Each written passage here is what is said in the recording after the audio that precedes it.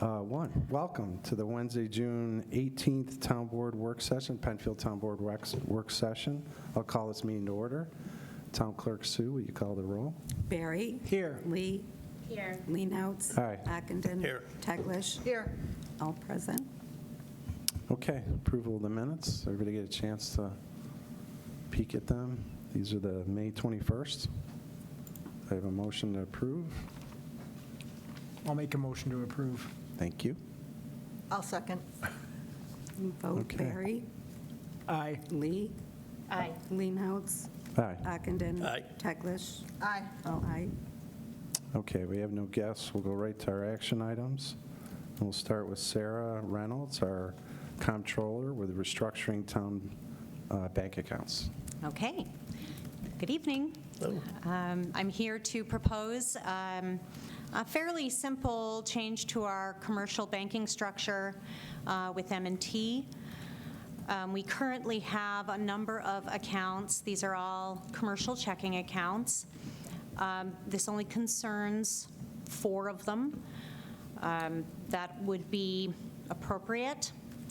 The first account is our Consolidated. That's our operating account from which we deposit and also disperse funds for the general highway, library, sewer, and other accounts, funds.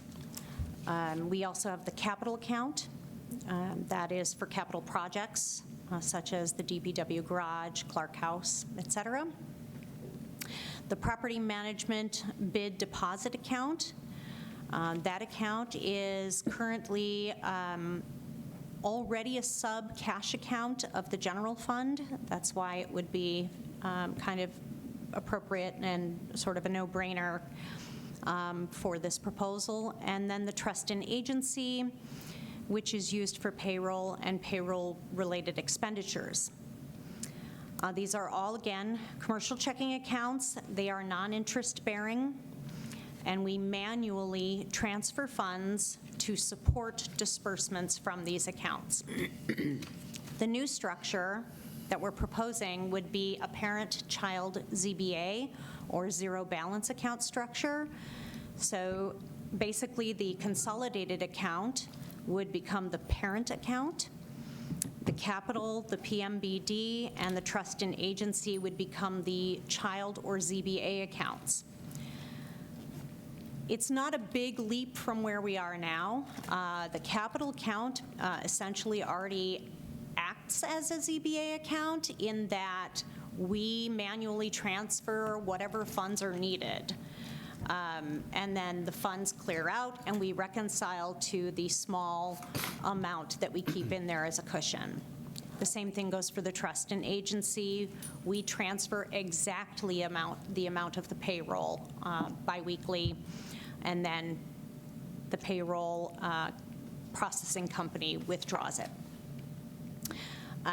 Again, the PMBD, that account on the general ledger side is already a sub-cash account of the general fund. So it's kind of a natural choice. The benefits to this new structure, the big benefit, primary benefit, would be that this structure would allow for the consolidated account to be an interest-bearing account with approximately 2% interest rate, which could be a fairly substantial sum of interest for us over the course of a year. Other smaller but no less significant benefits would be that the funds would be transferred automatically. So if we write a check from the capital account for the DPW garage, the bank, not us, would transfer the funds. They would debit and credit the account for the amount of the check. This eliminates the need for a cushion. So the money that we have in there for a cushion, which isn't substantial, but it's in there and every little bit helps, that money could stay in the high interest bearing accounts. And also, it also eliminates, any So, Sarah, possibility of human error. That seems like a no-brainer. It's kind of a sweep no-brainer. account that makes sure that our money doesn't sit idle and I'm earns- sorry? It's kind of a sweep mechanism. It's kind of a So it's making sweep. sure we're earning interest on all our monies. Correct, that's exactly it. On the reporting side, there's no change to fund reporting. And we would still reconcile the accounts. They would just, with the exception of the consolidated, they would all reconcile to zero all the time. So it would create that efficiency as well. Go ahead. I do have a question, but go ahead. My question is just about the library balance fund. How is that impacted? It What is, happens to it's that? not. So this is just it's not impacted. There's no movement, change. no change. No Okay. change. So the library operating funds are already part of the consolidated. They would still be part of the consolidated. There would be no change to how that account is used or how any of these accounts are used or reported. Okay, but their balance fund Yeah. is not included in Right. this ZBA? No, And the their fund okay. balance is separate. Okay. Reserves are separate. They have nothing to do with And this. the other question is, so with the bank automatically doing this, there's no cost for that service? There is no fee? cost. Okay. No. I figured you were going to be asking with the library, so I wanted to make sure. You go ahead as liaison. I had questions more on the statutory reserves and reporting requirements. So for the policy that we have in-house, Pete, I had kind of circulated that question. Does that policy need to be amended? We previously have not had a ZBA, and this is like the last, 200 years for Penfield. So I just want to make sure before making a change, is there a statutory reason why we didn't make this change previously? I don't know about previously, but I looked at our policy, and it doesn't go into that kind of granular detail about Okay. the types of accounts. It just basically says you need to have them in a commercial bank account, that type of thing. It's more, Right. big picture. Okay, and then Sarah, you said it doesn't have any regulatory reporting requirements by having a ZBA? No change to And any then- of the current requirements, correct. So there's no change to how we would report, no statutory changes. But there's no requirement to have it be separate, I guess, is what I'm saying. Okay. And then my second question is, I understand that it would be automatically debited and credited, which is great for operational ease, but is there a reason, or do you think it's still a good idea that we manually do those, where we can then control cash flow? For example, if a bill is due within 30 days, and I'm not saying we're like dipping into reserves, but, for just cash flow purposes, it might be better to like delay payment still So I on think time. I think that's different. So we Right. could still delay payment. Correct. But you said it was automatically deducted? So it's automatic. Once When we you write the cut the check. check. But Oh, only once we write the Yeah. check. Right, so we're still managing cash Okay. So flow. when they present it to Makes it clear at less the likely bank. that there'd be error, I think, too. Okay, Because okay. you eliminate Okay. one human step. Okay, that makes sense. And when it comes to when the auditor comes in, is there anything that they're going to look at and want to see that's no longer there? Or any- No, there's no change to, we still get the statements for these accounts, we still reconcile these accounts, there's no change to how we report these accounts in the general ledger, there's no change to the account numbers. It's pretty much all still the same. So say we do this, and then 3 months later say, oops, there's this other reason, right? How do you then separate? Is it feasible? Yes, it would be feasible to go back to the way that we were doing it previously, but it's such a very small change that, yeah, it would be very simple Do you to know why we weren't doing this already? I can't really speak to that. I did ask M&T, our representative, if other towns or other municipalities, other government entities were doing this, and he said, yes, they are. I don't want to, broadcast any names, but he did say that there were others that were doing this as well. Well, it depends on their balance and, And he said, how they're yeah, it managing does their sort of funds. depend on, like, not every municipality can, simply because of how they have their accounts structured. So on the bank side, not so much on the ledger side. So on the ledger side, everything's uniform. We all have to report the same way.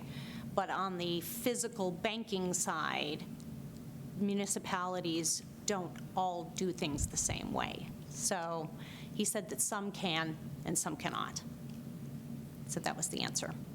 I mean, I think all of us agree having an interest-bearing account is preferred, right? I think our hesitation, Sarah, was more of before we make a very drastic change again that hasn't been done before, and there could have been a regulatory reason, and also wanted to make sure that other funds are properly earmarked, and that there's no confusion later on, right? Before we start consolidating accounts, I think that was it. So I guess if there's no concerns, I can go ahead and make a motion for a resolution.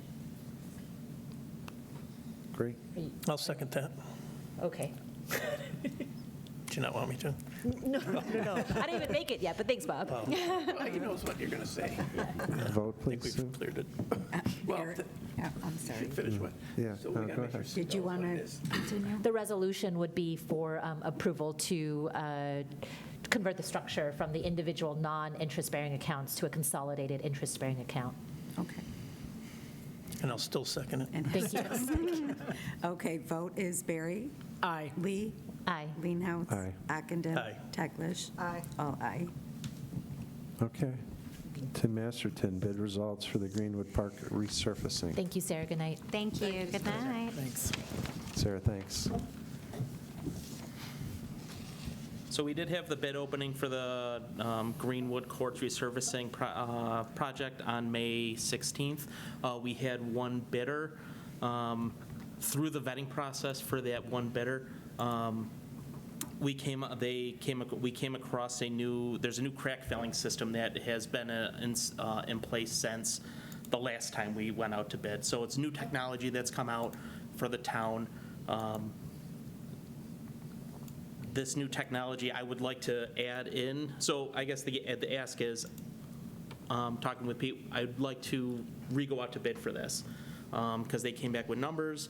They were still we still have money set aside for that, but I'd still like to go out to bid with these new specs for this new crack filling system. The new system promotes a better lifespan for the courts. They're better for multiple sports that are played on it, tennis and pickleball. The other ones, there's like a test that they do. It's called the ball test where you bounce a ball on it. Dead spots, if anybody's ever played tennis, pickleball, on the cracks, it'll just die right there without bouncing. So this new system will help mitigate that over the years. There is a guarantee on this new system for about a year. And yeah, so I guess I just asking for, I'm just, So yeah, sorry. when he got the additional information about, this new technology, you could add the price, add the cost of doing that, and it's a significant increase, and more importantly, the specs are no longer what we bid it out for, so you really can't just change it even though you have one bidder. So my recommendation is to go out to bid, reject the bid, and go out to bid Yeah, with a new set of specs. First time doing a bid process, so I'm learning a lot in this manner. So, and Carrie's been a great help with everything with this. I went basically to the old bid that we did at Harris Whalen, and that was back in 2021. So some time has passed, new technologies come out, new methods of filling cracks and resurfacing. So just the learning process for myself, and I guess that's what I'm asking for. And we developed a timeline for when we want to get this done. I'm going to work on it next week, finalizing the initial bid, then submitting it and doing our normal bid process. It's fine, Tim. You're doing a great job. Learning process. I don't think there's any harm or foul. It sounds like, again, the ask is it's just to update the scope of work so that the bid is more accurate, right? And then it's Yes. reflected in terms of the award. It's not going to be exceeding the project, the allocated budget for this. So Correct. any concerns? Okay. That I'd like to make a motion for DPW to be authorized to rebid the project to include the technology, please. I'll second. Okay. Vote, excuse me, Barry? Aye. Lee? Aye. Leenhouts? Aye. Ockenden? Aye. Teglash? Aye. All aye. Okay, Tim. nothing- Easy peasy. Yeah, easy. Time for the Yankees game. They need to win tonight, Tim. They need to win. Thank you, everyone. Thank you. Yeah. Have a good night. All right. Carrie Ivers is up with our Irondequoit Bay Inter-Municipal Agreement Renewal. Yes, this is a 10-year agreement that the 3 towns that surround the bay and the County of Monroe enter into, and it was originally initiated to establish the Irondequoit Bay Coordinating Committee. That's those 4 municipal entities, and then it also established the Irondequoit Bay Technical Staff Committee, and that's a wider group that meets monthly, representing the 3 towns, the county, and multiple agencies that have review or some role to play with respect to protecting Irondequoit Bay. So this is simply just asking for the town board's permission to authorize the supervisor to re-enter and reauthorize the next 10-year agreement. And so it's fairly, I did provide with, I think in the drop, the 2015 agreement, so you can see sort of what's provided in there. And it's mostly, it's not committing the town to any specific actions. It's just more about coordinating, and that we're reviewing applications that are relevant to the bay or could have impacts to the bay. We're really good as an organization doing that. The IBTS meetings happen here every month. We play host. This historically was a group that we would change locations every month, and then through COVID, Penfield had the best setup.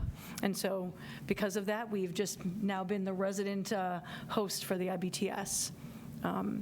Fairly straightforward, but just needed the formal authorization so Jeff can sign us back into coordinating with our partners around the bay. So same thing, there's no, Yeah, we might be other than making, dates. there's no major changes. Okay. Anytime we coordinate on an activity that does involve some, financial, like we did signs 5 or 6 years ago, every town contributed or shared the cost.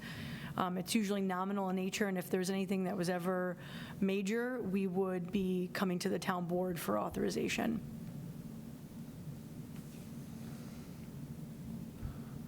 So, and if there's Okay, yeah. any objections or concerns, but otherwise it's fairly straightforward. And I'll prepare a resolution that says, I think the resolution, if the sample there was 1 paragraph in the one that was done back in 2015. It's not going to be a lengthy one. All right, any questions? Yeah, I do need a vote for resolution, though. I'll make a motion, I guess, to create a resolution authorizing the supervisor to sign a 10-year agreement? It is, yes. 10-year agreement. I'll second.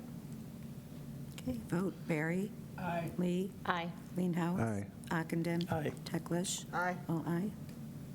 Okay, Carrie and Mark, consolidated funding. All right, so it's that time of year again. It's the summer, and it's consolidated funding application season. Grant season. Yes. And so this year, there are 2 opportunities that we want to pursue. One of them is through the Department of State Local Waterfront Revitalization Program. Ours was adopted in 2015, and at the time it was adopted under a 15 policy framework. The state authorized it, it went through the full legal review, it was accepted by the state, adopted by the town board, and in the last few years, we just came to find out that any community that has the 15 policy, your local waterfront revitalization program really isn't in compliance. They want you to go back to the 42 policy framework that has been done historically. And so now for us we've been working on a harbor management plan update collectively with the other 2 towns and the county. And in order for the town of Penfield to adopt that updated harbor management plan, we have to bring the actual LWRP into conformance from how it's like laid out and portrayed. So there I'm gonna withhold my opinion on this exercise, but we'd be seeking grant funding to hire a consultant to assist us with the reformatting of the document. and walking us through, because it still would require another public hearing. If we were modifying any, we could be making minor changes to what's contained in the document. We're not foreseeing any major changes, but there might be some things that we want to clean up 10 years later from what was adopted back in 2015. But again, just with all the projects that are going on, I think it'd be better to have an outside consultant on board. We wouldn't have to proceed with that if if we get funding, it would cover 75% of the cost of that pursuit. Would that be, I'm sorry. Go ahead. Would that be a place where we would have the opportunity to take another look at the map? Yes. And decide whether or not all those properties really need to be in the LWRP? Yes, and then to the extent that where the waterfront consistency review should or should not apply. That's be one of the things that we would look at modifying. So the map could be changed and possibly also our code provision on that? Yes, and as part of the process, if you are identifying something that requires a local law change, you do that before and during. It's sort of like you're happening consecutively or at the same time. I think it makes sense to do that. Yeah. Obviously, we're out of compliance. So. We are out of compliance. We can't update our harbor management program or harbor management plan along with the other communities until we bring this in conformance. We've been doing this harbor management plan update with DOS's awareness and knowledge for the last 14 years. I've been doing it since I was in Irondequoit. We've been doing it sort of a small group, and no one ever from DOS mentioned, oh, by the way, Penfield, you need to change your format back to the 42. I just learned it 6 months ago and have been losing my mind quietly and out loud ever since. We can get funding for it? If we can get the funding for it, I think if we had to do it in-house, it would just have to wait. And the other challenge with doing it what we would call outside of contract with DOS. So if we decided not to go after funding through DOS, we'd be doing that update outside of contract, and they told us our review would be put behind everyone else that they're working with, that they're funding. And so we'd be years and years away from getting reviewed. Right, so help me understand the chicken and the egg in this scenario. So we're looking for a consultant who can update the local waterfront plan. Right? Yes. Revitalization Reformat plan, it. so that we can submit for a grant? Or do we want the grant to be able to hire The consultant. Okay. We're doing that so that we want to hire, the grant would be to hire a consultant to pay for the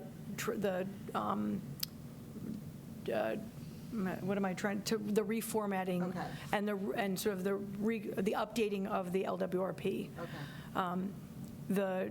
I have to figure out what I think, and I can certainly come to you with what I think the cost might be so you can understand what the implication might be for a local match. But even for just, say it's going to be a $60,000 effort, that might be too much money. But say 60, that we have to come up with a 25% match. If it's 50, 25% of whatever the total amount would be. But I believe it's a 75-25 match from DOS. That's what we're looking for. And it helps us because right now, we were fortunate, we have the funding from DOS to do LaSalle's Landing. That was a project that was identified in our LWRP. Going forward in years in the future, I don't know if we would be able to use our current LWRP as a basis for a future funding request because it's out of conformance with the policy structure, if that makes any sense. Again, we could do this year, we could wait till next year. There's not but it's something that needs to happen at some point in the future. So considering that we have planned improvements at the LaSalle's location, I think it makes sense to submit now. Right. Yeah, I So you- agree. Absolutely. I agree. Yeah, happy to work on that. The applications are due at the end of July.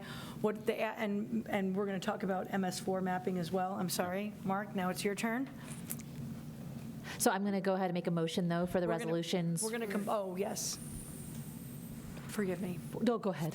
We were going to combine the resolutions to address both Okay. that's fine. applications. Then I will hold. Okay. So last year, we asked the board to go out for the CFA grant for the MS4 mapping for storm and sanitary. We got the grant last year for that. We're just looking to reapply again this year. The board has committed funds to do that. We already have an engineer, surveyor out doing the mapping now. So obviously, if we can get more funding to help us, with that program, we've just got a deadline of a compliance by 2030. So I've already put money in my budget, so we'd be more than covered with any match. But if we can get a grant to help assist that process along, I think why not? So. Free money. Yeah, if we can. So we got it last year. We'll use their money to, subsidize what the board already committed to this year, to continue with that. If We're not taking on extra work to do. we've already hired it out, so it's not Okay. it's not our cost.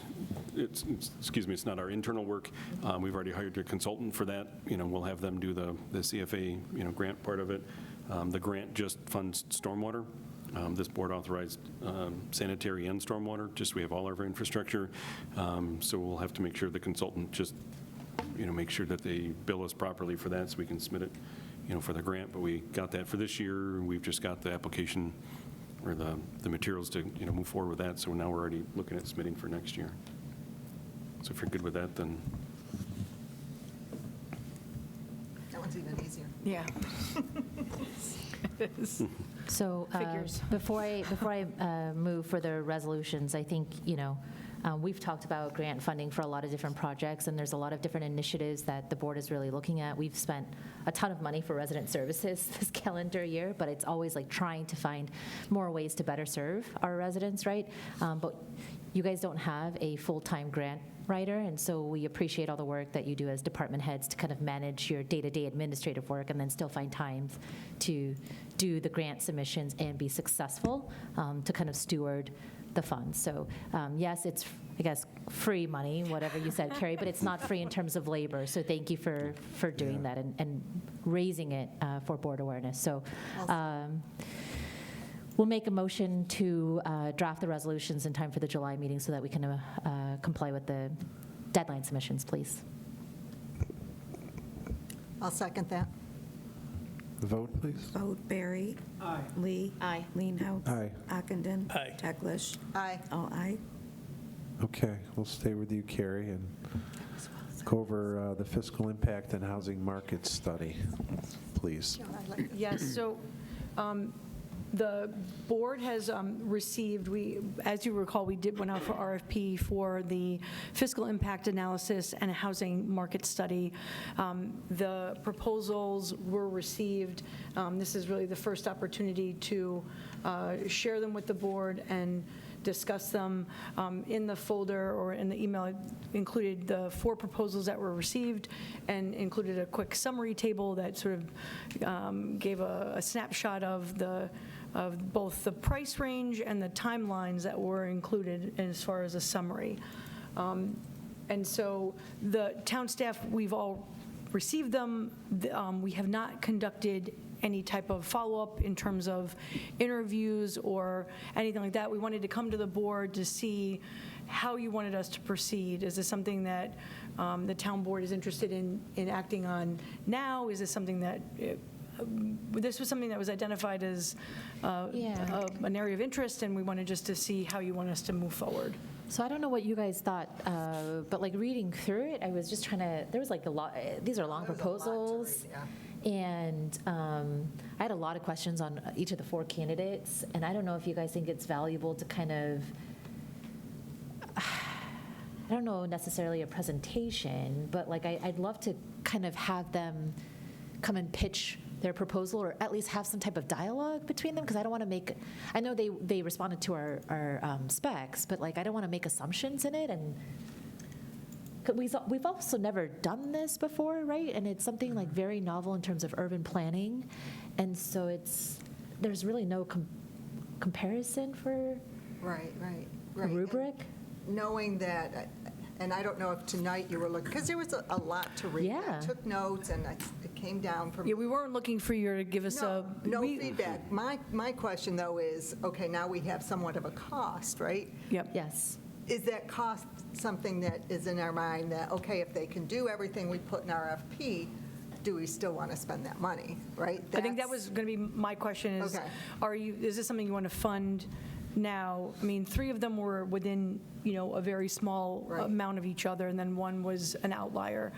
But So typically for a project like this, what we would, or any project where we've gone out to RFP, there would be a selection process that includes interviews. From internally, I've Mark, myself, Pam Post, Sarah, Alan, I'm forgetting other people, but we've identified folks from multiple departments who would either have to provide data to the selected consultant and/or might have some thoughts or feedback on their qualifications, and having, seen would review, could do a cursory review and do the interviews. Or if you wanted to have them come and present to the board, that's an option as well. So there's two ways to approach it. The town staff could be the one to sort of do initial round of interviews, and Or I could nominate Linda and Candace to join the committee to review the prospects. Oh, that's moving quickly over here. yes, I mean, and so certainly the I'm not going to nominate anybody for anything. But so like for a project like this, we were anticipating setting these up as Zooms anyway, because these are not, the kind of work that they'd be doing is very much technical analysis and desktop. This is not the kind of project where there's interaction. They're going to be asking for data and for information that the town has that they need to help do the calculations. And then everything that they're doing is really with on their side and with their expertise. So there's... Yeah, so how do we do something like this, Pete? Because I do, like, I'm kind of with Linda. I would love for an opportunity to kind of meet them individually. And like the presentation is just to kind of clarify their proposal or pitch their proposal, but I don't think that's like the best use of time, because there were some things that I really wanted to redline in some of the proposals, right? But I know it's not a contract negotiation, but I don't think it's fair to do that on camera, because they're proposing against each other, right? So, Right. And I don't know if this is appropriate for like I think an internal session with staff, so that it's not necessarily a board meeting, makes sense. But I do kind of want to participate. I'm sure you No, do too. I mean, I'm serious in a sense. If it's Would that two board work? members, Two then board it's members can participate Yeah. without any issue of a Without it. quorum. And then it wouldn't be a quorum. We can schedule time, and it's through Zoom, and you can, Would this be appropriate, at least for the internal vetting, to be under exec? And it's not necessarily like the town has confidential information. I'm just being mindful of their separate proposals, because it's not a formal RFP process where it's published. And do you know what I'm saying? Because it's not a public bid. It's not. It's an It's RFP. not and public. So we don't want Yeah, to share. So I could envision this being, internal interviews. Yes. At Zoom or whatever. I wouldn't have that be here. Yeah, because I don't, that's what I'm saying. Right. So again, Because it's similar to when you interview job candidate, you're not doing it out here. right. And then maybe once we whittle it down, we can have like presentations or something like this, or, you know what I mean? I don't know. What do you guys think? I think it might be a good idea to have staff and then, maybe two board members to participate even in that internal process, because, you don't want to have staff going in one direction and then all of a sudden, the board is like, well, I didn't think we were going to do it that way, that way everybody's kind of on the same page. I agree with that. I mean, totally different perspectives, so having both sides. So I know it's like very prelim scoping right now, but I mean, do you trust this lady? Do we want to consolidate maybe questions, And Well, then I'm happy to partner with you, Linda, and We could work together. I think we'd work together well. Okay. And the other thing, I think we have a motion on the, yeah. Well, and I was going to say, so we can certainly then proceed with setting up interviews. We can coordinate with schedules in terms of what blocks of times tend to work best for you. I know that, we can coordinate offline with some potential dates so that we can set those up. And I think, okay. yeah. Are there I guess. And certainly if there's questions that you had across the board or for each of the individual submissions, because again, as part of a selection process, even though there is a proposal that was submitted, say, when the time comes to enter in a contract, if there's something you want in or out, from the selected, you have a preferred consultant team, then you can work with that preferred consultant team to finesse the final contract in terms of what the deliverables are and, process. But to get to that point, you have to figure out who the preferred team is. Right. And so the question is then, do you feel like this is something that we do want to look further into? In other words, if it had come back where the cost was $1 million, you might be saying, we're not going to do this right now. So if we're going to have staff work on it, if we're going to work on it, and we're going to have these interviews, we should, I think, have the mindset of, this is an amount. Might change, but this is something that is worth pursuing. Not that we're going to do it, but it's at least worth pursuing. I definitely feel that it is. Yeah, I agree. Okay. I mean, this just from a, I'm the planner in the room, so I certainly agree. Yeah. I'm sorry. this is the kind of attorney view also. I mean, these issues are issues, what they're going to be looking at are things that came up when we were considering Costco, when we're considering these big developments, when we're considering, housing and apartments and all the impact on infrastructure. And these are things that are going to come up as the town looks to, plan progress. But, let's try to get the data to help us make the right decisions. Has this been shared with I know we just received it, but has it been shared with the planning board or zoning board?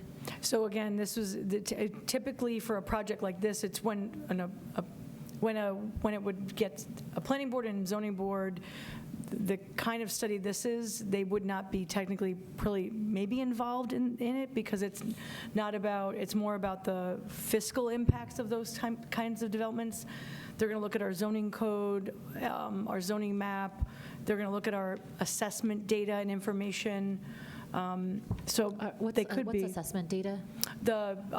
Your property assessment. Oh, okay, so assessed, okay. Yeah. Assessed properties. Yes. Okay, it's not, okay.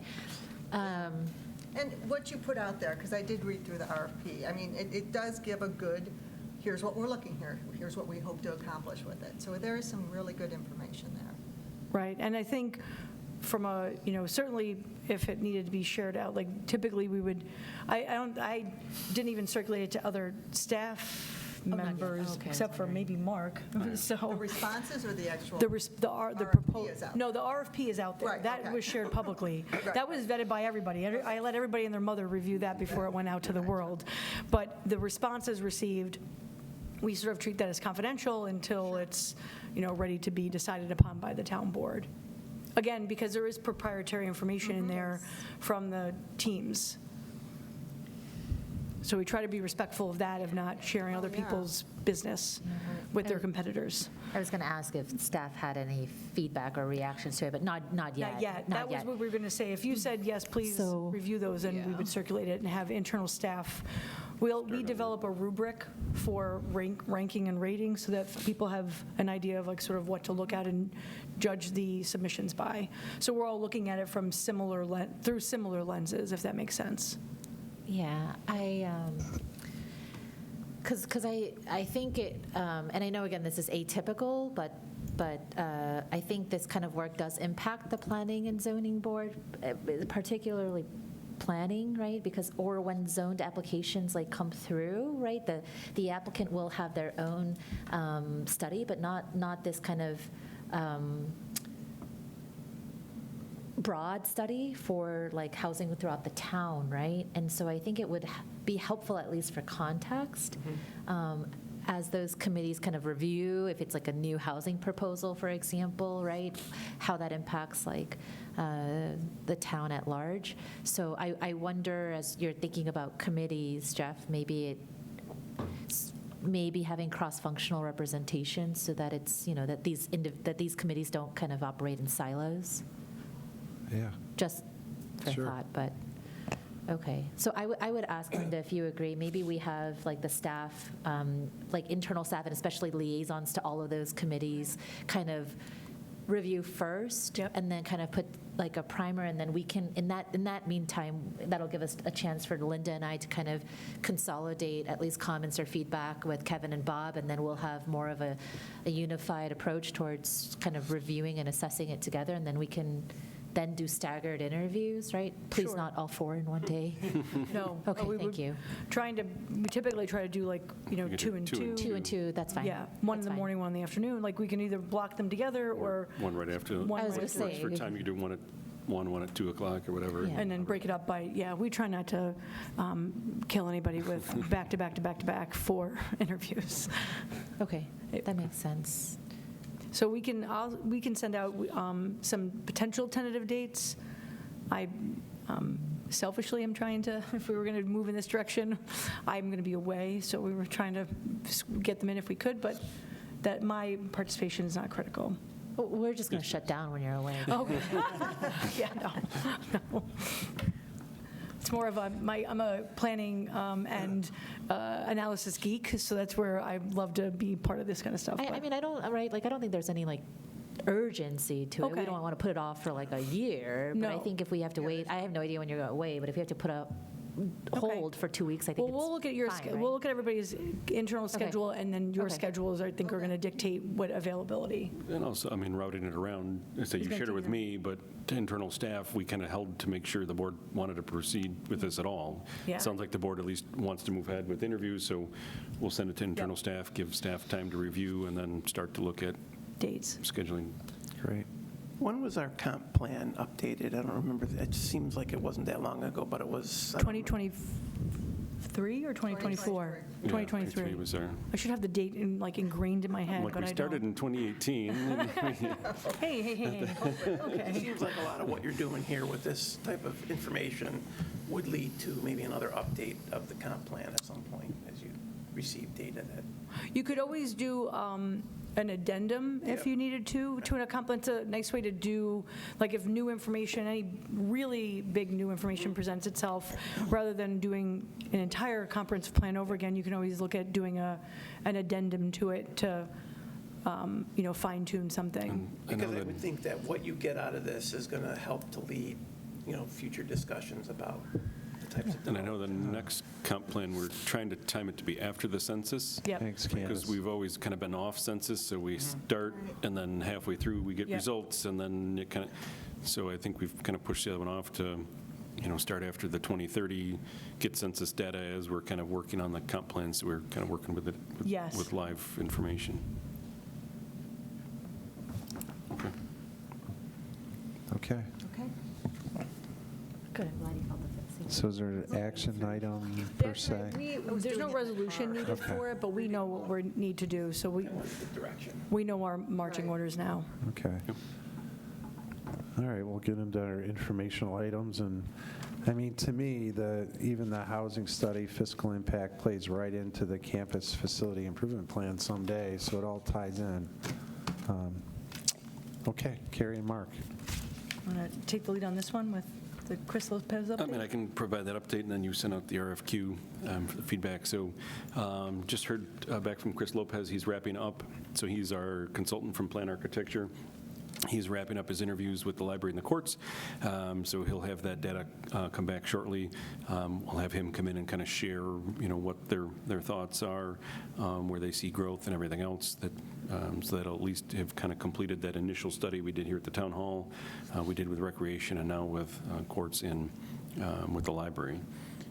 So I think, with that data, and then you recently sent out the RFQ, as we're looking at, qualifications for, somebody to start public outreach, and, I think Public it's, engagement.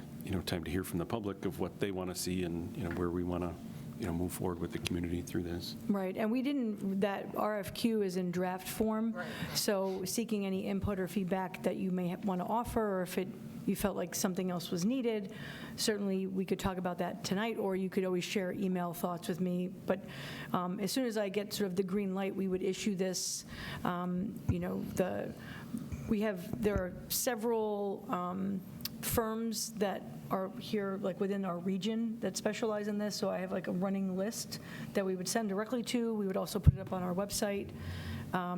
We could also, it's an RFQ, we could post it to New York State Contract Reporter, and that just gets broadcast to any, consultants that are statewide, and so that would widen the net, just to see who submits. So just looking for, final thoughts or feedback on that. One thing that I would say is we talk about reaching out to a diverse community. I think we should help define that a little to make sure they understand that, youth, seniors, and just give them. Some examples. It might be additional, but for example, make sure they know coming in that where we're looking for diversity. Okay. Okay. And I think it's in there between the lines, but also that reaching out, can't be just a digital approach. Right. I think it's multimodal already. Yes, right. Yeah. It's easy to put a survey online, but Right. people just don't People want do to it in do the car, that. like Linda. I know. On my phone. Okay. I'll make sure we can look back at the language and make sure that that's very clear in the RFQ. I think it's really exciting, though, Yeah. Yeah. you know? Yeah, the ribbon cutting, none of us will see it. Just saying. Jeez. Well, I should, it doesn't sound. You know something I don't know? I don't know where that came from. Planning for the future, so. Well, I'll be alive take still. these steps. We've won the lottery and we've all relocated. All right, I should just read the script and that. But, I mean, all this is a perpetual, infinite, organization, the town of Penfield. So it's fun to be part of something that may not come to fruition for 10 years, 20 years. It's hard to know. And I think the DPW garage took a while That was to in get to the. conversation I think for, 2017, we started conversations on that, so. I think Yeah. maybe Anyway, I before take that back. actually. I'm sure someone will be here. That's what it kind of. I don't know. Okay. A lot of new things happening with this board, where there's a lot of upgrades, and especially with like the library, and we've done a lot of repairs along the way, but I mean, we'll see how the feedback comes in, but it's still pretty exciting. Yeah, anybody I've spoken to, this is a general excitement in the community that, they'd love to see. Tell us you're getting a rec center. Tell us you're going to do something for the library. It's, now, they've got to go find out, whoever does this work. But Sure. I'm interested, very interested in seeing the It's results. exciting. I agree. Who doesn't like spending money? Yeah, other people's money. All right. So nothing more on that? Yeah, I think that's Just the only updates information for now. So we'll move on to Chapter 198, the Stormwater Management. So I'm actually going to, I'll address both of these next two items. B and C are both potential revisions. First is Chapter 198 for stormwater management and erosion and sediment control. And then the second is Chapter 220, vehicles and traffic. And so for Chapter 198, there are some standards that might be outdated. The organization of the chapter needs to be improved. And there are some design requirements that are embedded in the code that should not be in a code. They should be in the design and construction specs. So similar to what we just did with Chapter 180, we're looking to just update, modify, and take out of the code design-related items that might need to be updated over time, but shouldn't need a local law to do that. So that was what we're working on internally. And then similar to that, it's, sort of come to our attention that in Chapter 220, under vehicles and traffic, you'll see that there's a section that has all these schedules, schedules of one-way streets and locations of yield signs and locations of stop signs. We're not sure when that was put into the code, but it hasn't been updated by local law to reflect the multiple new stop signs or yield signs.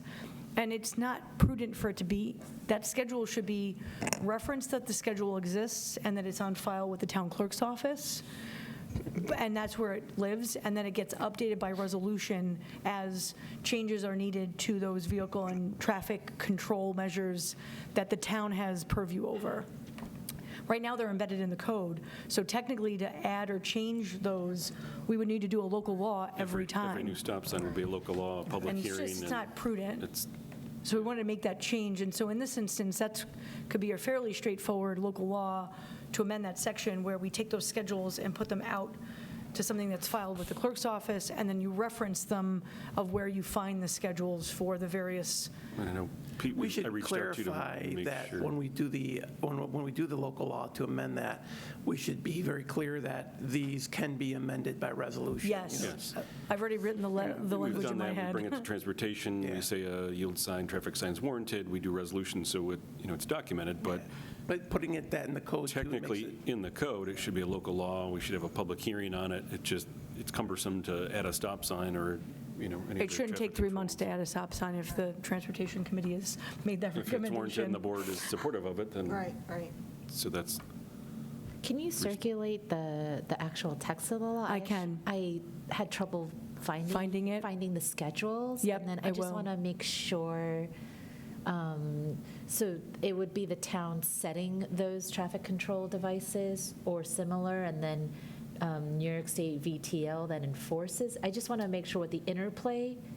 Yeah, so some things like the town has the ability to add stop signs by like order or resolution. Could do it by local law too, but as an example, and I think our code, the schedules, are the schedules even in our code right now? Or They are. they're okay. like at the end of it, so I it's couldn't not find it, yeah. And so- Because I saw like prevailing It's wage not in stuff. that, but then it and- clicks okay. down and there's a later schedule. It lists all the streets that have stop signs on them, and it's just kind of an odd. And so technically, those schedules are part of the code, right? Correct. Yeah. And so those, like Mark says, if you're going to add a new stop sign, you got to go through the process of doing a local law to amend it.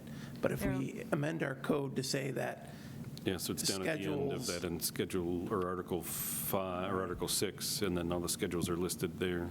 And these are town roads. This is, Town Correct. Right, roads. Yeah. that's the Only only place town. where we have authority to do Yeah. that. Right.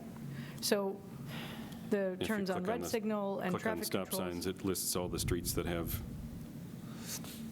stop sign. And there are things in vehicle traffic control law, like adjusting speed limits. Since we're a town smaller than 50,000, actually, that needs to be vetted by the state DOT. Right. So there are some, changes and measures that, go beyond that, but I know I reached out to Pete to make sure there wasn't a state law that required that they had to be in the code. There's portions that do, but I don't believe that the schedules of the actual streets and which location and spot that the signs are located has to be in the code. So that's the Okay, part we're and- looking to And I change. know we're just in the very proposed stages now, but Yeah. and again, I admittedly had a hard time finding the schedule, so I admit my confusion there. I think, Pete, my concern for your perspective is we've had situations of like recommendations from the Transportation Committee or through other independent traffic studies, right, where we most recently with Willow Pond of wanting to put in traffic devices, but then had to go and get approval or review by DOT. So I'm just curious about the interplay for that, and if you do make a change in the code and it's by board resolution, how that works. Of like, is it upon recommendation by the Transportation Committee? I just want to make sure that the vetting process Right. is fair and clear, and that it's not just, 5 non-transportation experts making this call. Sure. And then again, how that interplays with like VTL already. When we, Yeah, it's in like Article 16, I think, of the VTL where it talks about that. Yes, and I went to the VTL, I'm sorry. I saw vehicle and traffic, and then I went straight to VTL, and I couldn't find what you were talking about. so we can, as we're working, obviously for these changes, we'd be working closely with Pete on the Yep, language yep, for it yep. before we bring it back as a draft local law. So we'll have some time to vet and make sure that we're not, by accident, any unintended consequences with Yeah, respect to New York State's vehicle and That's why traffic tonight was laws. just an informational item that Yeah, we're yeah, looking yeah, at yeah. these. It's Yeah. not anything for the So board before to we, yeah. Yeah. take Thank on. you. We'd just like to introduce them as an informational item, so you're not seeing a local law draft for the first time on an agenda. Yep. We did add a couple of yield signs, just so you know, Mark, you missed the last transportation. I was not there last night. Okay. So sidewalks, Mark. So this is just a follow-up, getting comments, feedback from the public in. We're still consolidating those. So looking at potentially July 16th is kind of the next work session discussion for the board. So just put it out to the public to get your stuff in. I know there's several groups working on theirs. Get them in as soon as you can. We'll send them to engineer@penfield.org. That'll get to all the engineers. We'll consolidate those, and then we'll come back, we'll get it to the board ahead of that meeting, and then we can get into discussion. But just trying to get it out to the public that, the board needs to work towards a decision. Again, we're talking 2026. We had the public information meeting. We've had some, groups reach out since then and, start to provide their comments. So just again. You did have people reach out since that? Yep. Okay. Yep. I've had either phone calls, people with requests, and also, groups that, want to send in their submissions. So. Is it fair to say that you have more weight if you have a list of residents and they all agree? I mean, that definitely helps. I mean, obviously the board decides, but people said, would a petition help? I think it always helps if you have the property owners that it's going to affect and they're signed off on it. Obviously that, to me, weighs the most. And people have a lot of thoughts and ideas of where they can go, but if we don't have easements, can obtain easements, now we're looking at, is the board doing eminent domain for these properties? And, so if you have the property owners, they're in favor of it in the spot that you want it, go talk to them, go out and talk to your neighbors. And if they're in favor of sidewalks and it's going to be in their front yard and they're supportive of it, that makes my life easier. And I think that makes the board, decision a little bit easier to move forward on those locations. Okay. Great. Any update on 2025? 2025, we do have, the bid is due next Friday. So based on cost and everything else gone up, I shared with the board, we are going back out to bid for that. So once we've got those in the immediate, we're working on getting final approval since all of them are on county roads. So it's in for the, hopefully, final approval from the county DOT. So for 5 Mile Plank and Jackson. And then subsequent to that, staff is working with those individual property owners to obtain easements, grading releases. So we're still looking at a late summer, fall, construction for that is where we're targeted right now. Thank you. Sure.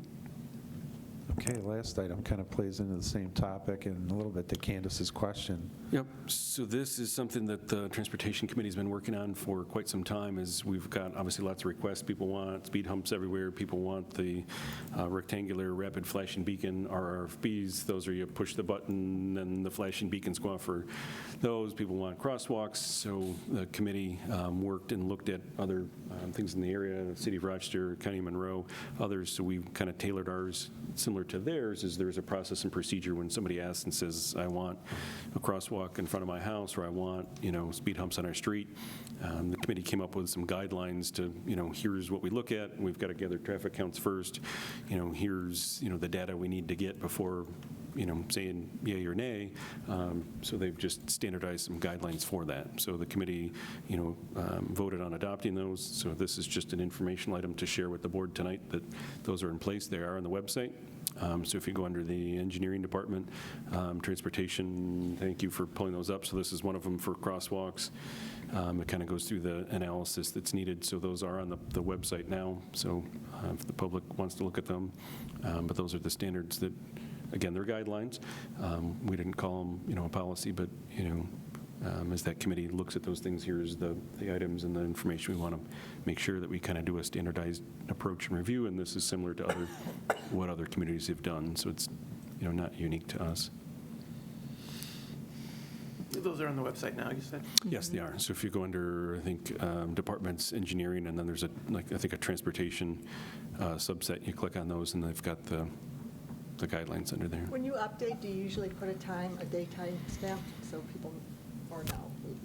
So that you can see that this is recent? When the guideline, it should. We can look at it if it's not dated on there. But Curious enough. okay, yeah. Typically, like I know with our design criteria specifications, we're working on those now. It has a date at the We bottom. typically we have a watermark or a footer with a date so that people know they're using the latest and greatest. And just so if everyone wants to see where it is on the Yeah, that's what website, you just pulled that up, yeah. Yeah, on the so- engineering screen, you'll see there's a pull down for traffic and transportation. And then those are the Linked. three, and then obviously links to the county and state DOT as we still talk about it. Transportation, people have requests for state and county roads. we may highlight those at transportation just to make people aware we receive those requests, but it falls under a different jurisdiction, so we put their links here, so if people have other questions or, want to follow up with those agencies, they can. Okay. I'm going to download that and make one of my requests. In his new neighborhood. It says you got to be a resident for at least 6 months before you. Okay, I don't think we have any held items. Any new business I'm missing? Okay. Ready to adjourn? So I'll adjourn this meeting at 7:29. Thank you. Have a great night, everybody. We'll be back soon on July 16th for the next work session. Thanks.